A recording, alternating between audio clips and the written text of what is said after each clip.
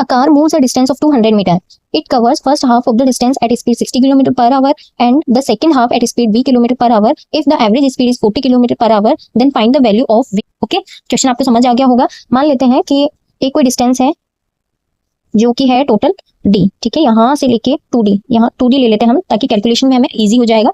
तो हमने 2d मान लिया, कोई डिस्टेंस है 2d जो कि तय करनी है, ठीक है। इसका हाफ ले लिया हमने d, ठीक है, और सेम एज इट इज इसका हाफ है d।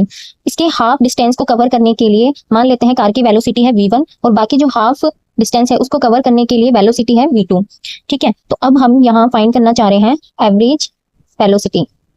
ओके, एवरेज वेलोसिटी का फॉर्मूला होता है टोटल एवरेज स्पीड हमें चाहिए, यहाँ पे एवरेज स्पीड चाहिए, ठीक है, total distance upon total time, ठीक है। तो एवरेज स्पीड का फॉर्मूला हो गया total distance upon total time, ये फॉर्मूला होता है एवरेज स्पीड का, ठीक है। तो अब अगर यहाँ हम टोटल डिस्टेंस की वैल्यू पुट करना चाह रहे हैं, एवरेज स्पीड को हम वी एवरेज लिख देते हैं, ठीक है, शॉर्ट में लिखा है हमने वी एवरेज। टोटल डिस्टेंस, देखिए टोटल डिस्टेंस कितनी है 2d, अपॉन में रखना है हमें टोटल टाइम। तो देखिए टाइम का वैल्यू हम कैसे रखेंगे, हम जानते हैं कि यहाँ पे एक दूसरा कलर यूज कर लेते हैं कि टाइम क्या होता है। देखिए टाइम हमेशा होता है डिस्टेंस अपॉन वेलोसिटी और वी कैन से स्पीड, ठीक है, time equal to distance upon speed, ठीक है। तो यहाँ हम वैल्यू पुट कर देंगे।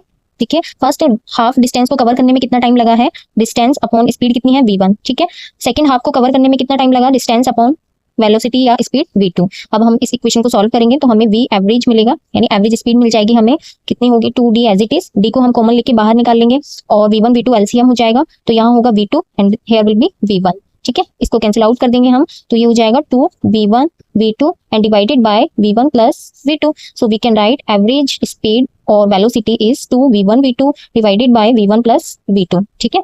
तो ये फॉर्मूला है हमारा एवरेज स्पीड का, अंडरस्टैंड। अब यहाँ देखिए इस क्वेश्चन में हमें चाहिए था ऑलरेडी v1 का वैल्यू गिवन है, v2 का वैल्यू v है और एवरेज स्पीड का वैल्यू 40 किलोमीटर पर आवर है। Now substitute the value in this equation, average speed is 40 kilometre per hour and v1 का वैल्यू है, value of v1 is 60 kilometre per hour and value of v2 is v and divided by 60 plus v। Now we can solve it further, cross multiply कर दीजिए, 40 multiply 60 plus v and this will be equals to 120 v, ठीक है।